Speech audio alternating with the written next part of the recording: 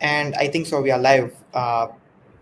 Welcome to SEO Talk live webinar. This is our fifth edition. Good morning, good evening, wherever you're joining from. We welcome you all to the fifth edition of SEO Talk live webinar. And we are so excited to host all of you today. Uh, so, we are thrilled to start this session and uh, reflect the enthusiasm we have towards understanding and mastering the ever evolving world of SEO. Uh, Whether you are a seasoned pro or just starting out the world of SEO, today's session will help you a lot about content marketing and SEO. And but before we begin, a couple of hygiene items. So you can drop your questions in the chat box down. We'll make sure that we'll have your questions in the dedicated Q&A session at the end. Uh, this session is being recorded, so you always have a chance to revisit it later or share it with your colleagues who couldn't join us today. Cool. Without any further ado, let's get started. Today's topic is content marketing and SEO, and we have with us our esteemed guest, Amanpreet Singh Gulati. Uh, we are honored to have you with us, Amanpreet. Thanks so much for joining in with the SEO Talk audience here on the live webinar. And with all your years of experience in the SEO industry and working with multiple clients, uh, we would want you to uh, introduce yourself with our community members. Thank you, Parth. Thank you for having me here. It's a great opportunity to be here. And it is always great to talk to the community and share experiences. So, I have been working in SEO and content since 2015, end of 2015, 2014, something like that. So, I started my career as a writer.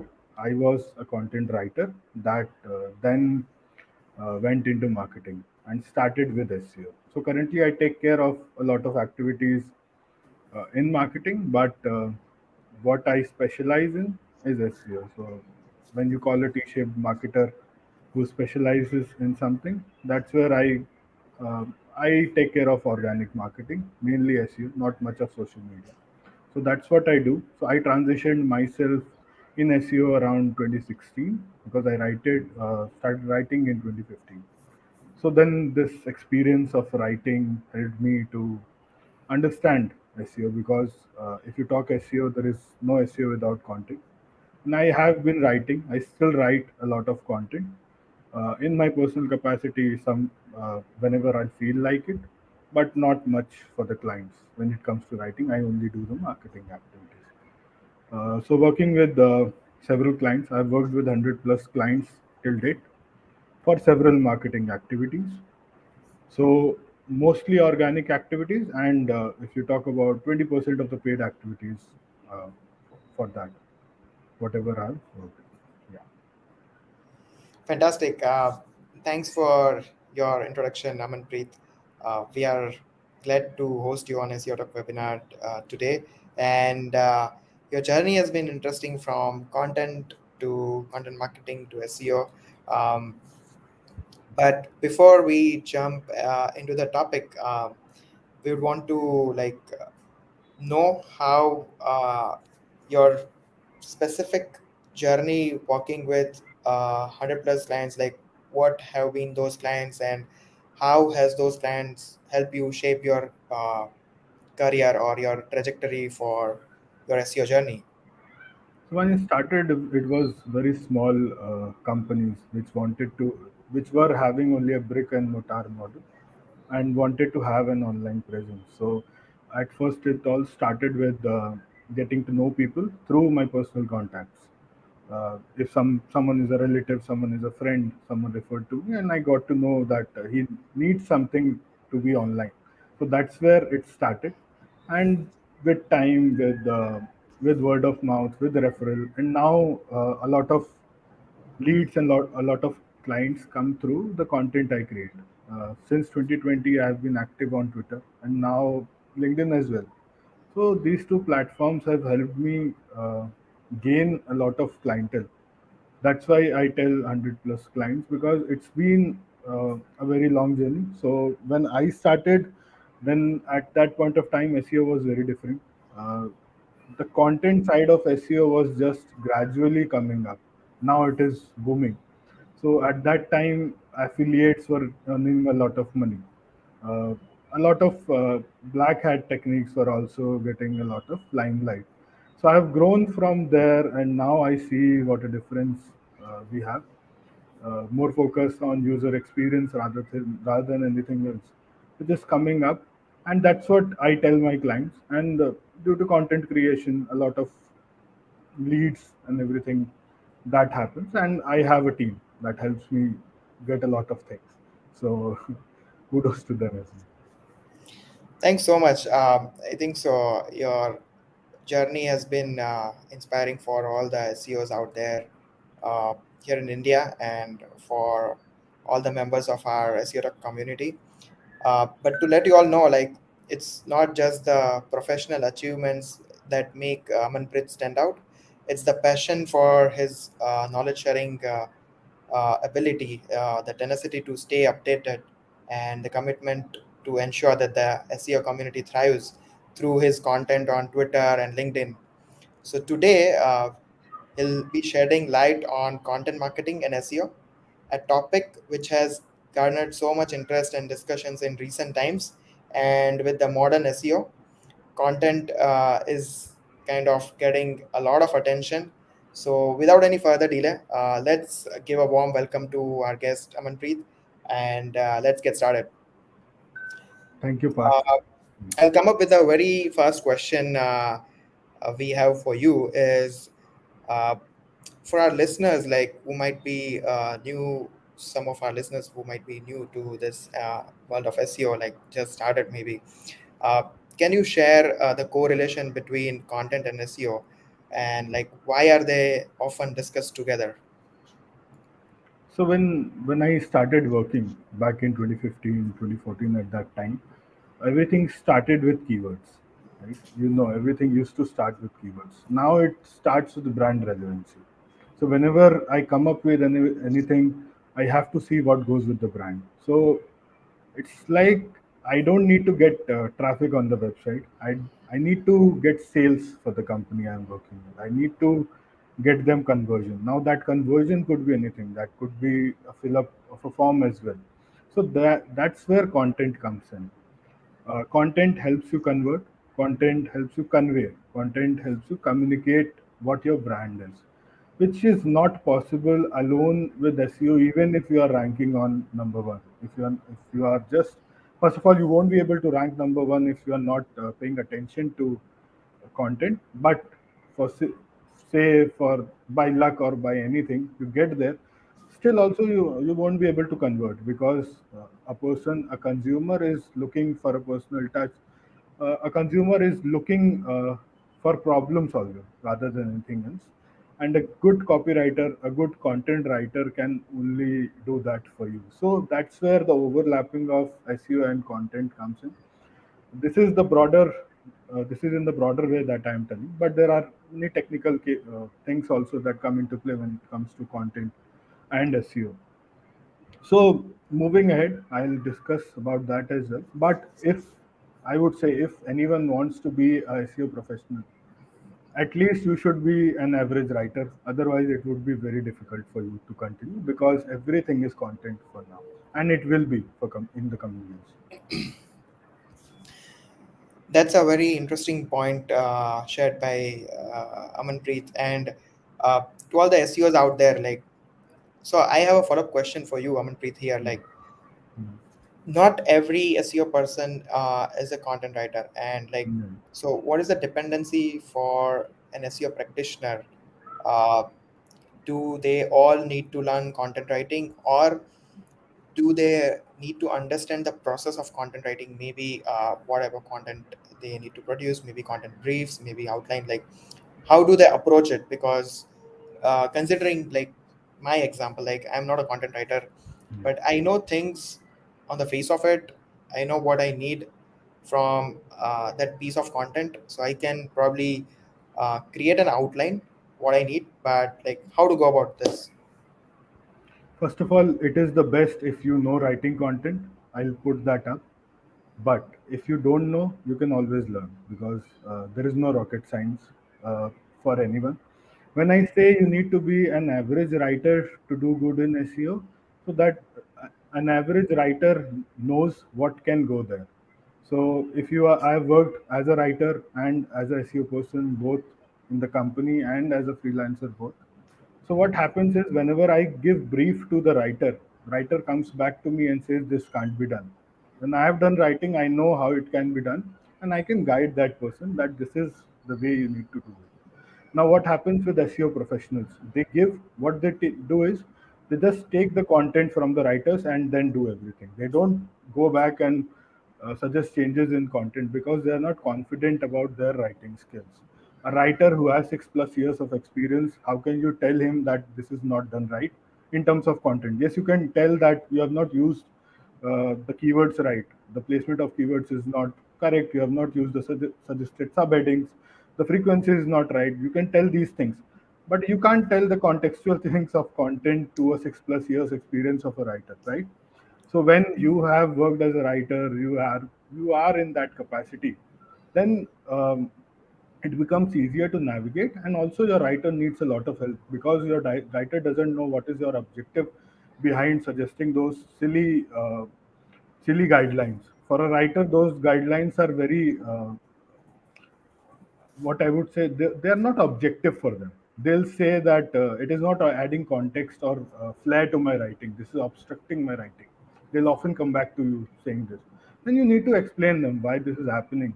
So whatever a writer writes will not get attention if he won't write it the way I want to write them. So they need to understand this. So if Parth, you are an average writer, I would say, considering you. So I would always suggest you start writing anywhere, and you will see how it will benefit your team more than anything else. It will benefit your writer more than anything else. And if your writer is up to the mark, and then your brand will flourish for sure. Got it. So if I put it if I put it across, if I try to get in the shoes of the writer, I'll learn more and I'll get more idea into the nitty gritties of content writing. That is what you mean? Yes, so you should be Okay. able to help your writer. That's the point. Yeah, yeah. Yeah. Writer Got should it, not got it. be working alone on the content. Yeah. Thanks so much. That was really helpful. Like, I went inside, like, I asked you a couple of follow up questions to get more clarity on that. Cool. Let's move to the next question.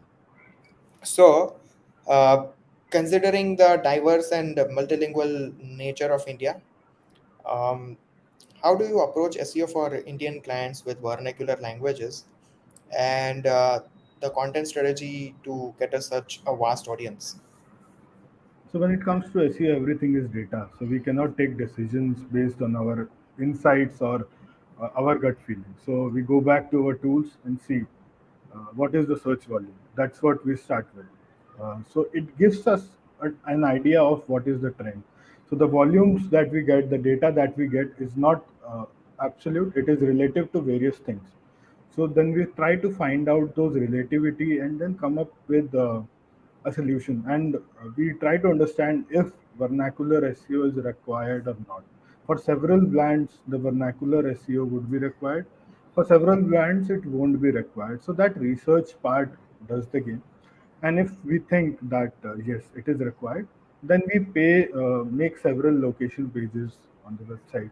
We do things like geotagging, and all those activities are then carried out. Then the option to translate the website, then a specific keyword research related to the language is also done. A Hindi language keyword research, a Tamil language keyword research, and all that is done. But everything what I have seen works is like English will work better than only Hindi if you are targeting those people, or a combination of languages like Hindi, English, and Tamil. That would also work because sometimes you are so there is very less population that is searching on the internet and doesn't understand anything about English. They will understand a bit of it and they need context to go ahead with it. So we make it broader for more audience by giving it some terms, like there are some terms which are searched by people, and we write it in Hindi as well. We write it in other languages as well, and uh, we give them an option to translate the whole page. So that is a totally different thing. But what I've seen is whatever clients I've come up, I've worked with, only 10% of them I've seen that those have the real need of going ahead with this. Others don't have the need because, yes, people are searching in that language, but we as a marketers also decide if that is our potential audience or not. If those are our buyers or not. If someone is searching in Hindi language and doesn't have the buying capacity, then we won't optimize for that person for sure because we need to take that into consideration as well. Got it. So it's not just about driving organic traffic, but it's all about driving traffic which converts. So that is where a real content writer comes into the picture, considering like Google's algorithm is updated with uh, the latest updates. Also consider the search intent and what awareness stage are you writing that content. Can you share more light on multiple awareness stages? Like I've heard a couple of them, maybe problem aware, solution aware, and all of that. But how is that important for uh, starting to write content? So it depends on a lot of things. So it depends on what stage you are. If I'm working with a client and client doesn't even have a email list ready, he, client doesn't even have a email newsletter, then we start from the top, from the awareness stage, and we give them things like. So I love lead magnets a lot. So whenever I'm writing content, I put up a lot of lead magnets and then try converting them through the funnel.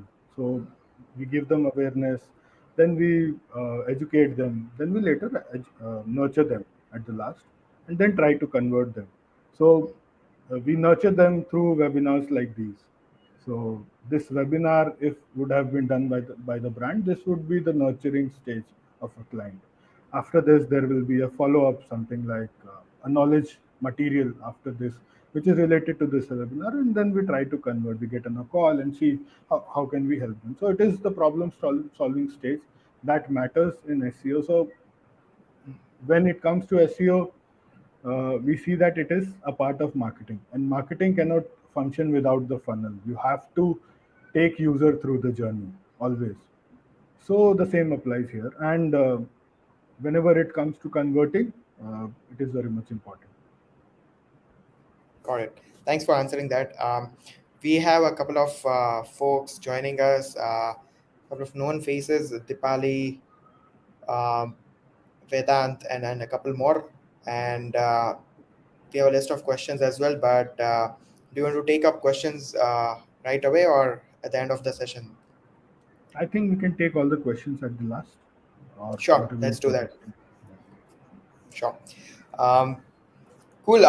Let's move forward. And the next question is, uh, what are the challenges in the Indian market? If we specifically talk about, like, there are some unique challenges considering the SEO and content marketing professionals uh, who face these challenges in India as compared to other markets, and how do you recommend navigating those challenges?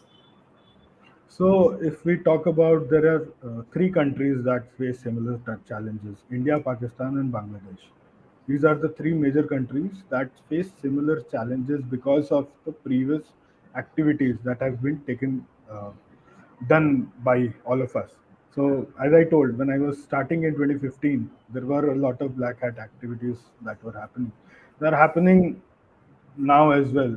You can get 100 backlinks for 100 rupees on this state as well, and you know Yeah, that is trash, right? So India, Pakistan, and Bangladesh are known for offering such things, and which is very bad. But we are changing. Professionals like you are changing this, which I can see. So whenever I talk to international clients, they're very skeptical about the quality of work that I do. They don't want shady work on their website because they are already a brand, and they also want to flourish as a brand. They don't want to tarnish their identity. So that's the biggest problem that I see. Um the image that is there of the professionals working in the South Asian countries mostly. But which is this is changed a lot in the past couple of years that I can see. Now I don't come across many people which ask me कि what kind of backlinks you will be creating. But previously, they used to ask me for a sheet of backlinks, ki, what will you be creating? Because they were skeptical about the quality. What am I going to do with their website and their business? So it is changing for sure, but a lot is to be changed. So that's a good sign. The efforts and the talent of Indian professionals like is now started being recognized by the Western markets. So uh, good going for all of us. Uh, have you come across any content trends like which you have observed to be particularly effective in engaging the Indian audience over the past couple of years? So I can talk from the global perspective. Nothing I have which I can tell from only the Indian perspective. So I've seen video content doing very good for now. If you have a blog post and you can summarize that in 2 minutes and add the link to the YouTube video on your web page, the blog post, then it does great. Both you get attention on your YouTube channel, one thing is that, and search engine also gives you attention because the more diverse media you add on your website, the better the chances of you getting attention. So, this is not written anywhere, I would say. But Yeah. what I've experienced in my 8+ years of working in SEO, the more effort you put in your work, the more reward you get. And at the end of the day, a directional effort is rewarded by search engines. What I mean is, if you create 10 infographics, then you will get better ranking than your competitor who has added a photo used from just a library, uh, something like Shutterstock. But if you make those photos and give time there, you'll get more attention. And algorithms are smart enough to understand if you are putting in that effort or you are doing it in just 20 minutes. So, so whatever is there which adds value and is effort taking, that then only you stand a chance to differentiate yourself. So differentiating is very important at this time because there is no limit to how much content you can create in 10 minutes. You can create unlimited content, but how do you differentiate it? By putting in the effort that your competitors are not putting in. So that effort is required. Video content, infographics, case studies, testimonials from real people. These things add value, which others are not. This is an interesting bits and pieces of insights shared by Amanpreet. How many of you agree? Can you please drop down a comment in the chat box that video content is ruling the web at the moment? So uh, I have a follow-up question here, Amanpreet. Since last, if we specifically talk about India, since the geo transition and geo era, since 2016 and beyond, the behavior of content consumption has changed from textual content to video content, specifically for India, because these platforms, YouTube, TikTok, it came and it again, like it was banned in India, but Instagram Reels, and there are a lot more other platforms out there. So, is it the behavioral change of content consumption that is affecting? I think AI is affecting a lot of things because when there Okay. is a lot of trash content available, you need to stand out and give something uh, good to people. And video needs effort. The thing I was talking about, everyone can't put that kind of effort. Yes, people are moving to video content, but that is on a different platform. So Google competes with uh, Instagram, TikTok. That's right, but that's a very indirect competition we are talking about. The intent is very different on both the channels. So if 5 years back, 100 people were searching for something on Google. Still 90% are searching on Google. Only 10 have gone to TikTok to search for that, right? So still there is a very big pie there, and there is a very big opportunity for everyone to grab. So there is no point thinking that video content is doing well, इसलिए textual content goes down. But why can't you do the video content along with the text content? And why I'm suggesting this, doing video content, it is not due to the trend, but it is due to the differentiating factor and value addition that happens with it. Got it.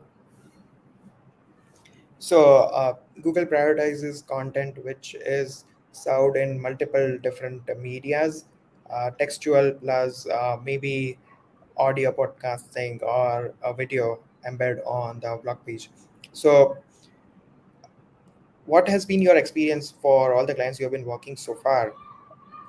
Only textual content versus a textual content which has probably a couple of videos embedded to help summarize that content. Uh, have you seen the other one, the later one, performing better than the former? So, as I told, this was my feeling that more media, diverse media works well. But what I've seen with videos particularly, I'll come back to infographics, but I've seen with videos particularly, it helps a lot in conversions. So I worked with a SaaS company, and I asked the founder of the company to do record these videos for select blogs. If we have written 100 blogs till date, I'll ask him to do it for 5, 6, which are very important for our bottom line. We know which blocks are very important for our bottom line, so we target on those. And I've seen 50%, around 50% increase in conversions, not in the traffic. So if people are reaching there, the conversion increases multifold there, because they can see a familiar face talking and telling about something. That is where you add value. That is where you differentiate. Where I've seen increase in traffic, I've seen with the infographics that I use. So in comparison, for 2 months we were working with only Shutterstock photos. When we went on to get those done from the in-house team, I've seen a great increase in the traffic from there only. Yes, there were other factors as well. We ramped up backlinking and others, but yeah, infographics helped a lot in rankings. Awesome. That SaaS example which you mentioned, for all the bottom of the content, probably bottom of the funnel blogs, you folks went ahead and experimented by attaching a video tutorial which shows a real face from that particular brand. I think so. That was a real great So example. it was not bottom of the funnel. It was, I was talking about the bottom line thing. So that affects the business, the revenue generating blogs. Those were there Okay. that we targeted. Yeah. Okay. Got it. Got it. Thanks for clarifying that. So, does that conclude us in a direction where EEAT content also is important? Yes, Because very much important. Yeah. yeah. Okay, fair. So, having a known face or a real identity talking to you and explaining about the product helps a lot. So, for all the SaaS founders, content marketers who are listening to this particular webinar, watching this one, do not it. Uh, cool. Let's move forward and let's move to the data analytics part. I think so. You already mentioned about the importance of data and content in SEO, but again, like what different data analytics would you recommend to track for content marketing and SEO, to be specific, and what tools would you recommend? So data is very important to understand what's working, what's not. First thing is there. So if I as a person, how was I able to track that there was 50% increase in conversions? Because we have the conversion set up in Google Analytics. That's how we are able to track that. Otherwise, it would be impossible to understand what has happened in the period of time and what we changed on the basis of that. So there are two tools that are a no-brainer: Google Analytics, GA4 now, and Google Search Console. These are two tools that you cannot just stay behind. Then one tool I love is HRS. Then there is Screaming Frog. These four tools are my best friends for now. Then there are a lot of capabilities that Google Analytics cannot offer, like real-time tracking and all those things. Tools like Mixpanel help in that to an extent. So a company should use two, three tools for tracking, I would say, because if you see Google Analytics, everyone installs Google Analytics code on their HTML, but Google Analytics is not perfect. I have seen that, and with GA4 coming in, a lot of things are lost that were there in the Universal Analytics, and you should leverage other tools as well. So GA4 has improved a lot of things, but degraded a lot of things as well. So we need to accept that.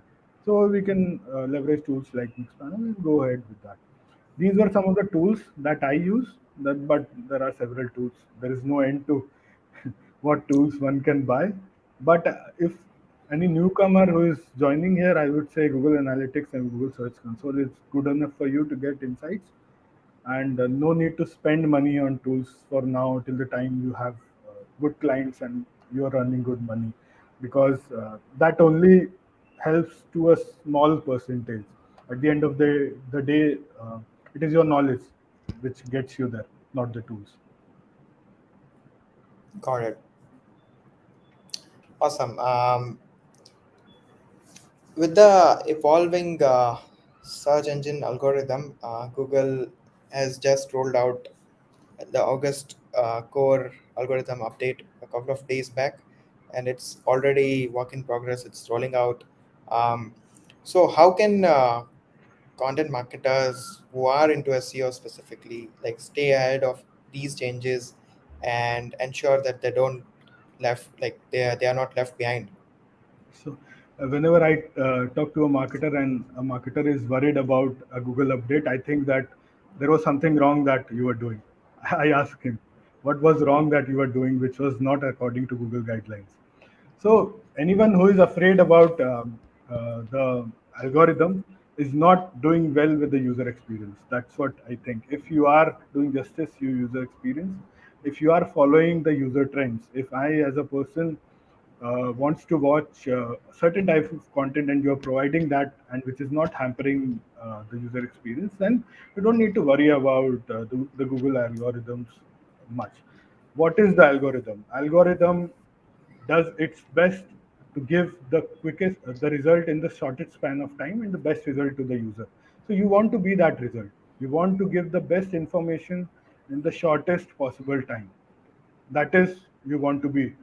And no algorithm will come up with something which is different. They will always try to make the user experience better of people. So there is nothing much you need to worry about.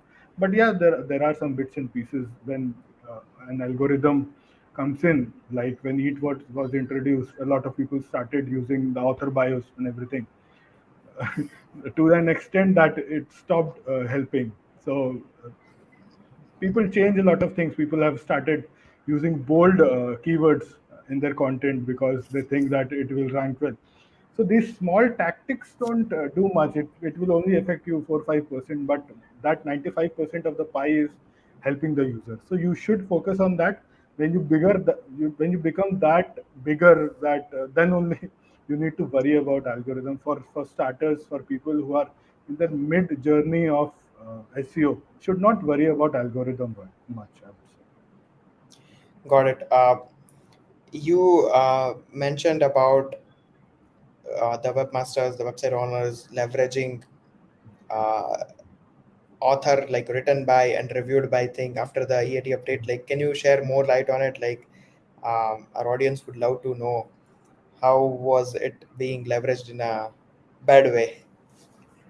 So it's like, why do you add author bio for experience, expertise, right? If a writer, a freelance writer, is writing, you are a doctor, and a writer who is just a graduate is writing for you, then it doesn't make sense, right? Who are you making fool of? So when it comes to marketing, you don't need to make fool of someone by just adding the author bio of a freelancer who doesn't have expertise.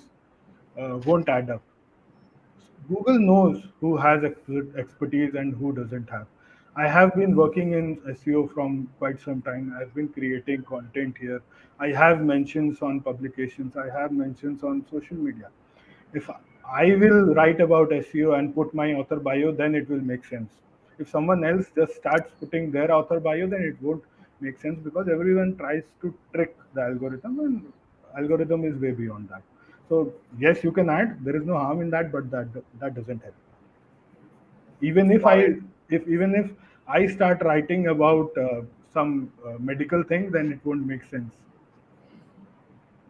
Yep.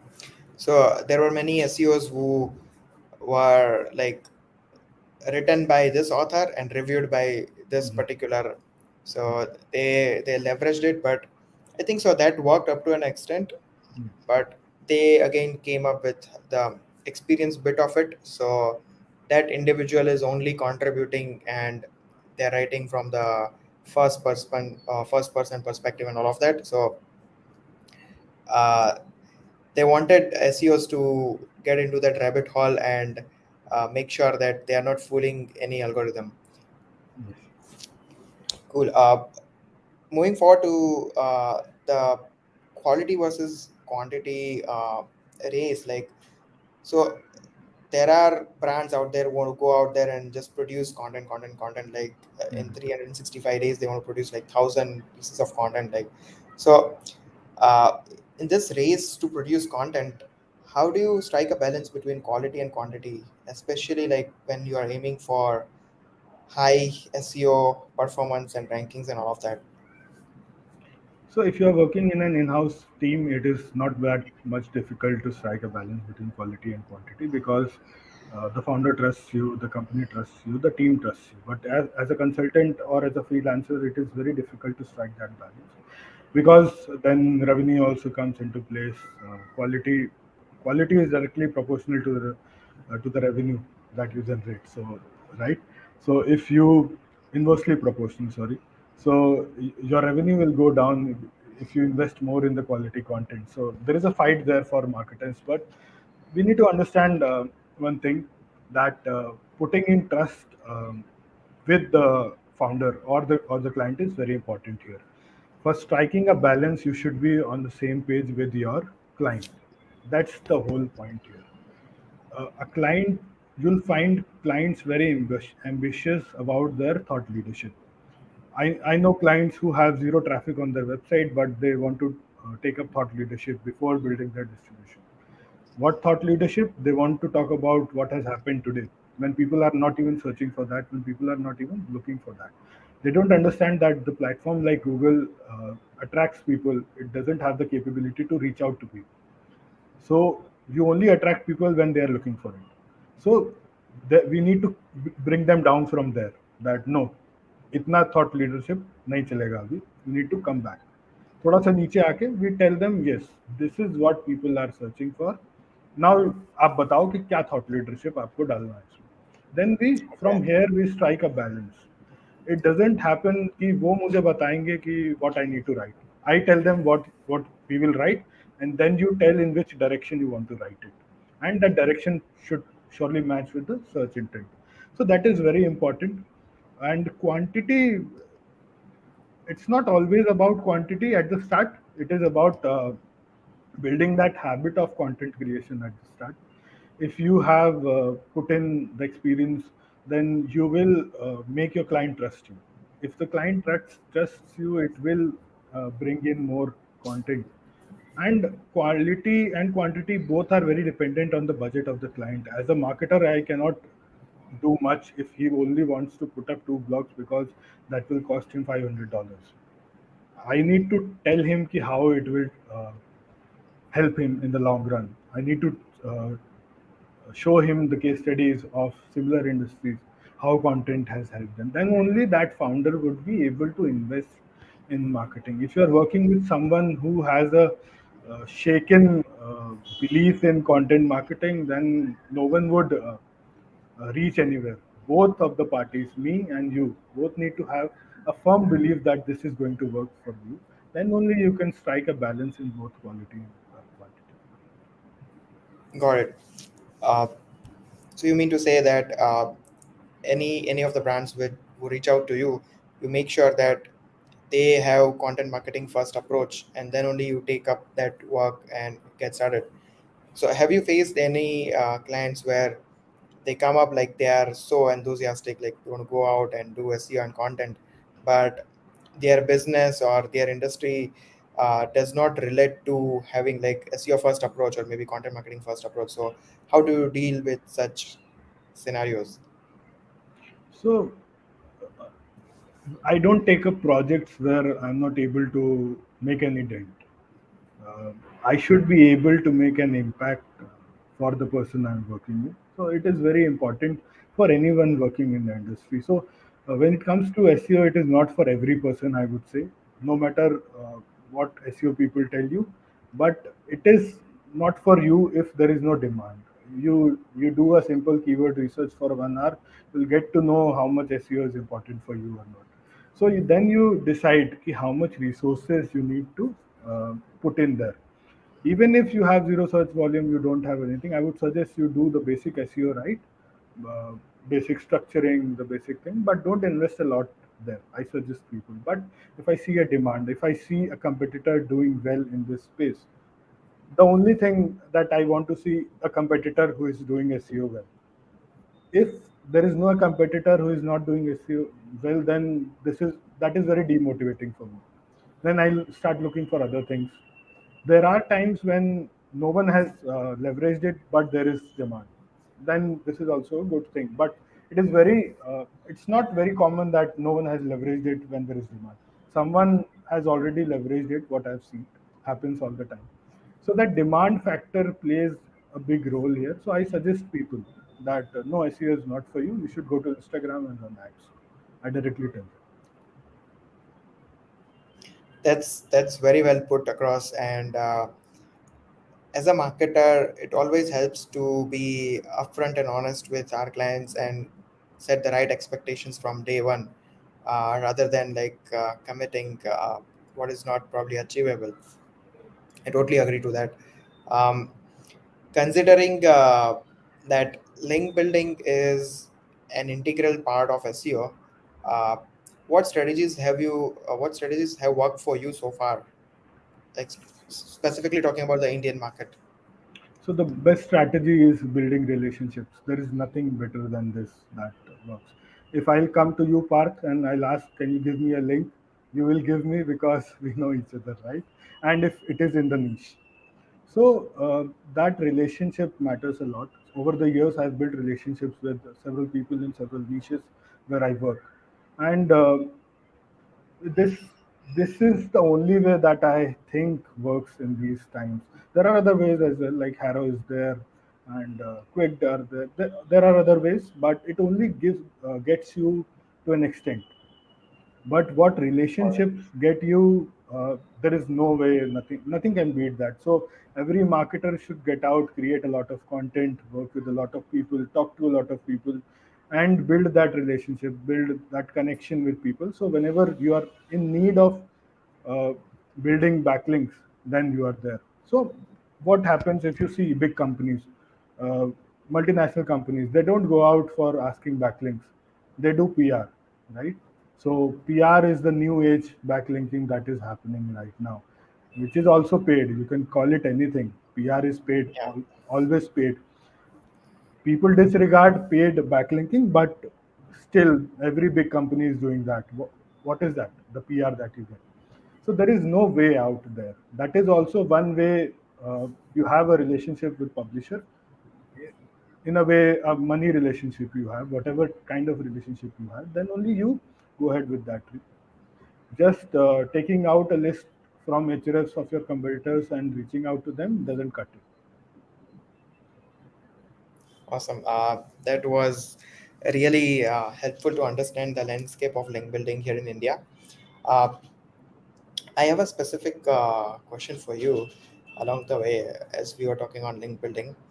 So, if it's a competitive niche and you are working on the content copy of a landing page for your client, and it's super competitive, you know that all the web pages, all the websites ranking for this keyword on the first page is because of multiple referring domains and backlinks and all of that. Um, do you believe that if a website is like mediocre, like authority website, maybe 30, 40 DR, DA, whatever vanity metrics we refer to, but do you believe without backlinks, but very good quality content, matching the search intent and everything, making sure that the content UX is in place and everything, do you think without backlinks that content can rank on the first page? Second page हो जाएगा. For first Okay. page you need. So what I mean to say is, you only you will only be successful to an extent. Okay. Yes, you will start getting revenue, you will start getting users, but that first ranking that you are asking for doesn't happen. You can't beat Wikipedia, right? Whatever you do. Yeah. So you need to take hard steps there. Yes, topical authority does a lot of damage to bigger brands, but if you couple it with backlinking, you can win the battle. Topical authority with backlinking wins the battle. Oh, that was bomb. Like that's gem of an advice. Like having topical authority plus backlinks can help you uh, kind of win that battle against like giants out there, like So, big brands so out there. yeah, I'll tell you. So, what does backlink mean to anyone? For an SEO person, it is a link on a website. For a marketer, it is someone telling that you are good enough. For a big brand like Wikipedia, uh, Wikipedia, let's not call it a brand. For any brand, say any MNC, which is out there, uh, it has done a lot of PR, right? It has got a lot of mentions organically. How did they reach there? They have taken those hard steps of doing work on ground, of getting popularity on ground. If the brand is not big enough, it will not get big enough on the search engine. People need to understand that. How do you become big enough there? You need to build a good product. You need to convert more people. You need to get ahead of more users. Then only brands will mention you. Then only you'll get mentions in PR. Then only you'll get organic mentions across the internet. So it's not like gaming the algorithm and you need to be there. You need to be that big to be there. I can tell you how to be that big, but you need a lot of effort there. Yeah.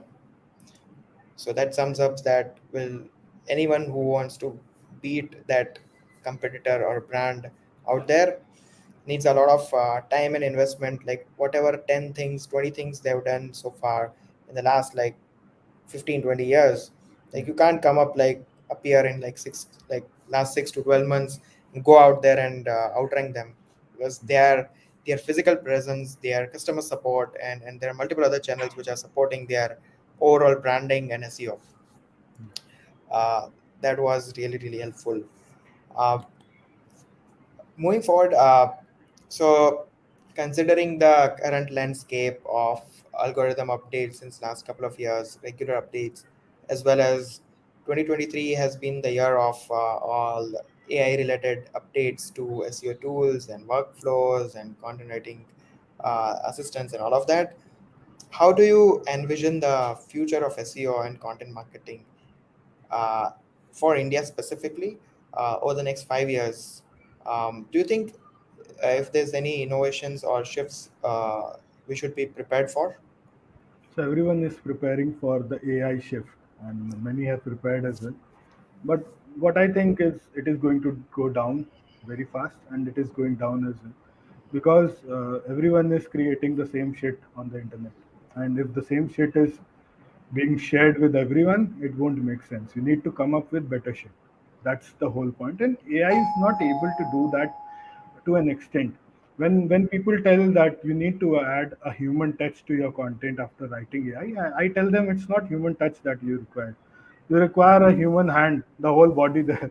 It's not the only human touch that you require because you need to beat the competition. The biggest thing is your competitor is writing good content which is based on case study, and you are writing something, taking something from AI and writing it without adding anything original there. You will win some small battles, but for winning a war, that won't be enough. And I can see the trend. People have reduced the amount of usage they were that was happening on ChatGPT, tools like ChatGPT, and more sensible approach is being taken there. ChatGPT helps you whenever.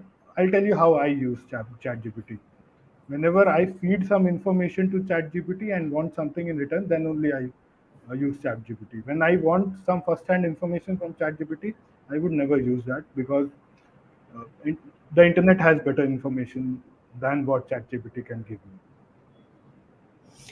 That's a really great way to put it across. The analogy of touch to hand to body, like I really liked it.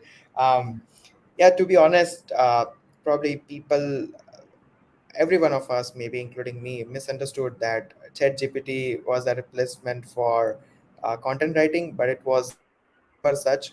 The We can clearly witness and see the shift of use of chat gpt. Like earlier, like people started using it to produce the whole content piece and everything, but now everyone is going in that maturity stage where they've started leveraging these maybe chat gpt, maybe google bard, maybe bing, this thing, ai chatbot, or this one more claude from anthropic.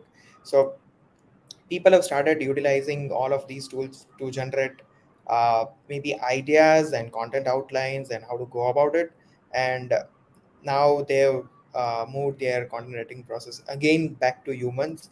And there is a clear shift we all can see in our day-to-day work, working with our clients and agencies and out there.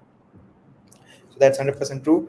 um, but where do you see, like 5 years down the line, SEO trends for like SEO practitioners here in India? So I'll see a lot of video content that I can see happening on every platform. Um, a combination of short form and long form content for SEO that I can see. When I say that SEO has doesn't have much of copywriting, if you see right now, it is appearing, but in the coming years, SEO copywriting would be more important than SEO content writing because now content is really available everywhere. Copywriting is what that gets you the attention. So more people will move towards SEO copywriting, and if you are a subject matter expert, you'll make a lot of money. That's what I can tell you. Yeah, Because you need to get differentiated. If someone is a doctor and a doctor can send a voice note telling about something, and I can add that voice note in my blog post, then your blog becomes better than anyone else who has just used uh, his own imagination for writing anything, right? So that subject matter expertise is going to stand out. That's what I feel looking at the trends, whatever is happening, because there is a lot of trash available, and that trash cleaning has started, and it will be at the extent that a lot of subject matter expertise will come. awesome. I had this question like earlier, like when we started this particular webinar, like we had a discussion around how each SEO practitioner should go out and write content. So if we talk about specific agency model of SEO, like an SEO practitioner has to go out and work with multiple different clients from a variety of different industries. So in that regards, how can they make sure that like an SEO person might not be aware about all the industries? So in that case, the subject matter expertise would be missing. So how to cope up with that? You should take some help from subject matter experts, I would say. So there is no way around. If someone is looking for way around, then they don't follow the Google algorithm, right? So Got it. there should be some subject matter expertise because you need to do justice with your users. If you're not doing justice with your readers, then there is something lacking, and this will show in the coming years. Why big brands are known big brands? Because they have someone who has first-hand knowledge of whatever they are talking about. They know what they are talking about, and new companies come up and start writing about anything and everything because they just need to rank. So you need to take hard steps. If you are into real estate business and you are a civil engineer, then I would say that you give pass on that knowledge to your team members. Then only it is good for you to start a real estate business. If someone else is starting a real estate business and has no knowledge of it, then it will tarnish the brand no matter what. Keep aside SEO in everything else as well. So that expertise is very much required in everything that you do. Awesome. Thanks for sharing that. I think so. Uh, we are done with our set of questions. Let's move forward and pick up a bunch of interesting questions from Okay. the audience. Uh, there's a question from Vedant. What content strategy you suggest for an e-commerce software development company whose main target audience is US market? So suggesting a strategy on a call would be very difficult because there are a You lot of can things. feel free. You Yeah. can skip that question. That's No, totally no, fine. it's fine. I'll just tell what I do. So, if you are working with a e-commerce company, first question you should ask: Give me a list of competitors who are doing very well in SEO. If you have a good list of competitors, then you just go through their analytics, everything. You just go from A to Z from what they are doing, then find what good they are doing and replicate that, and find what bad they are doing, what the gap there is to be filled, and fill that. That would be a good thing to do, Yeah, and it will take a lot of time. I'm telling you, it's not easy. yeah. Thanks for answering that. Next question we have is from Varun. Like, can you share any keyword research? Like, can you share any direction for keyword research for vernacular languages? It, it is difficult to find keywords for vernacular languages, first of all. What I do is I start with competitor research when it comes to this, because there is some competitor who is writing in this direction.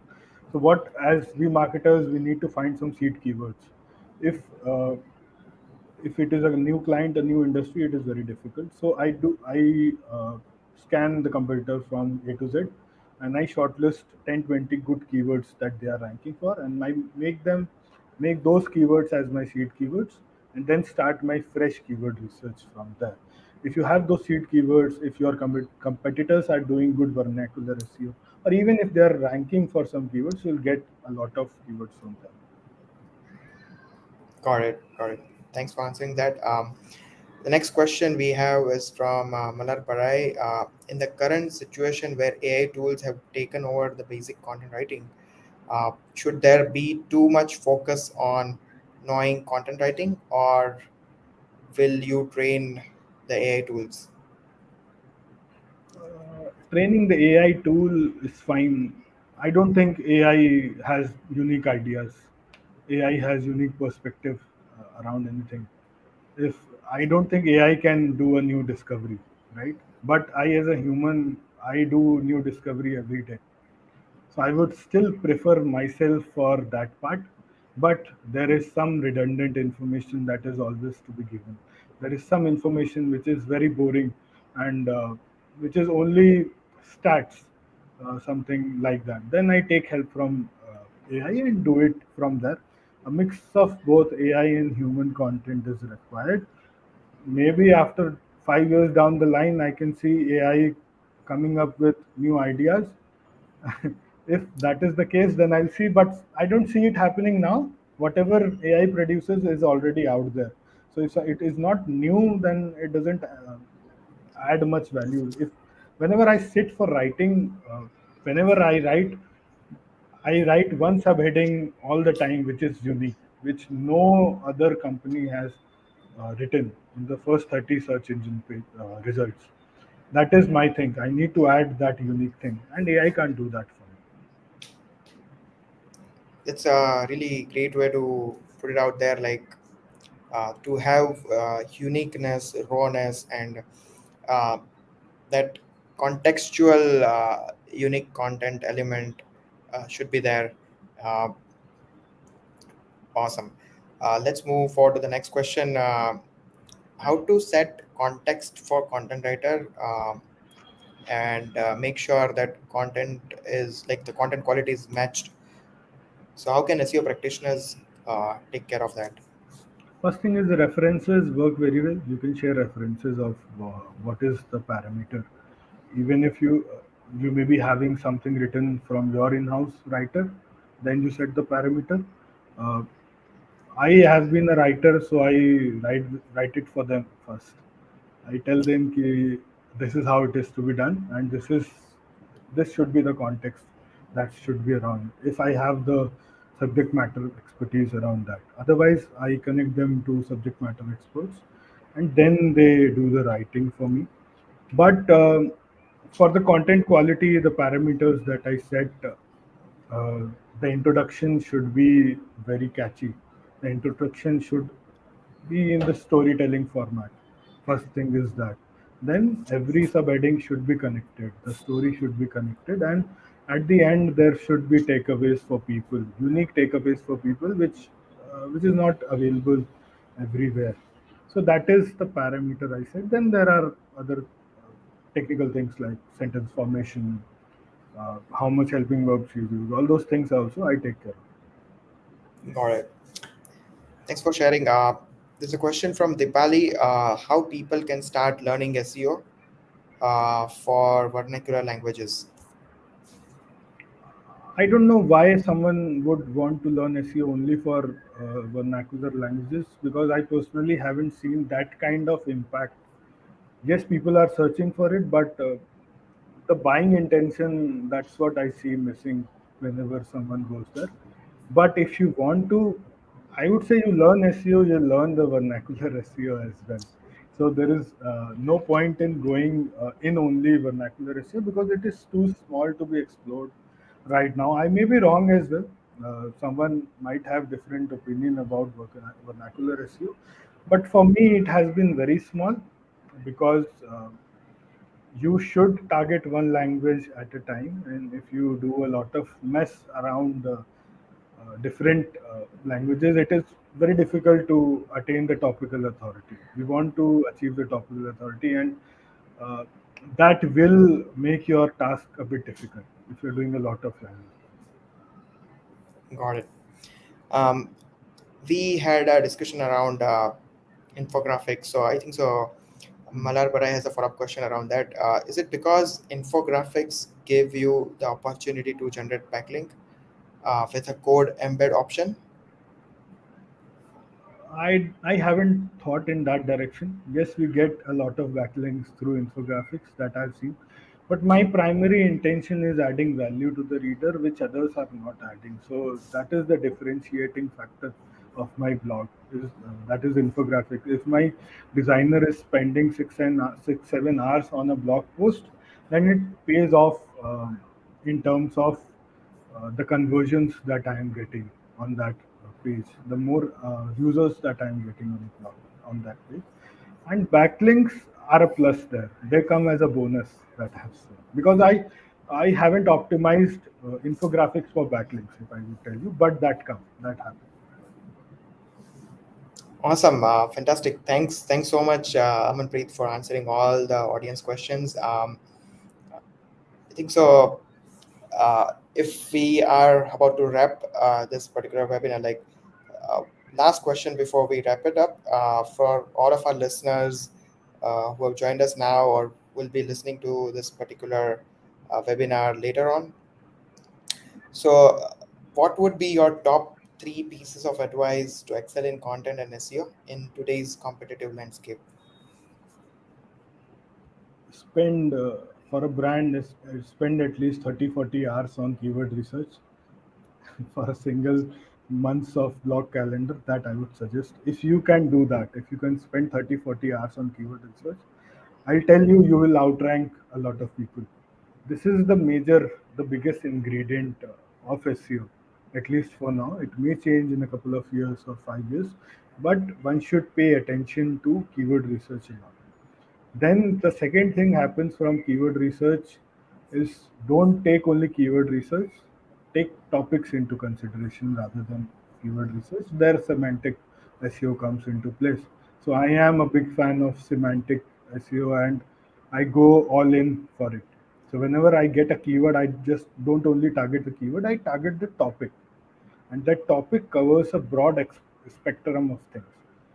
So, as a person, as a SEO professional, this second thing is there. You should target topics. You start targeting topics rather than keywords now. And the third thing is experiment. The more you experiment, the better you you will be. Maybe after 2 years, you will come and say your infographics don't work. I have a better way to do it, and I'll say, yeah, you are right because you have experimented it, right? So these three things would get you very far in SEO. In 2023, things could change anytime. Yeah. Thanks for sharing your three advices for content and SEO for all the listeners out there. Um, and I think so. We need to go ahead and plan a dedicated session around topical authority and semantic SEO, which interests you the most and which is kind of an underrated thing at the moment, and very few know how to leverage it. So maybe we can plan that soon. But thanks so much, Amanpreet, for all your valuable insights for the SEO community. Before we wrap this up, like, do you want to share anything, any future updates or projects you are taking up or doing with our audience? So yeah, I am working on an SEO course right now. So I'm still working on the subject material because it takes a lot of time and a lot of effort to do that. But it will be live this year. That's what I am planning. So stay tuned for that. I'm creating a lot of content on LinkedIn and Twitter. So stay connected. If you have any questions, you come back to me. I also offer free one-on-one consultation to everyone, anyone who wants to do that. I take up weekends for that. I keep my weekends aside for that. If anyone has any problem, anything related to marketing, can come up to me and we can have a chat. That's so nice of you. For all the listeners out there, go out and follow Amanpreet on Twitter and LinkedIn, and make sure you follow his updates on both the social media platforms, and stay engaged and keep in touch with him. And you can always reach out to him, as he already mentioned, for one-on-one calls. So here we are, over and above like a couple of minutes, like probably 8 minutes on this session, but it was uh, delightful, and it was an honor to have you, Amanpreet. Thanks for your time for the SEO Talk audience here. So let's wrap this up. We'll see you all next month on the SEO Talk live webinar. This is your host, Parth, signing off. Thank you all. Good night and have a great rest of the weekend. Thank you. Thank you, Parth. Thank you, everyone.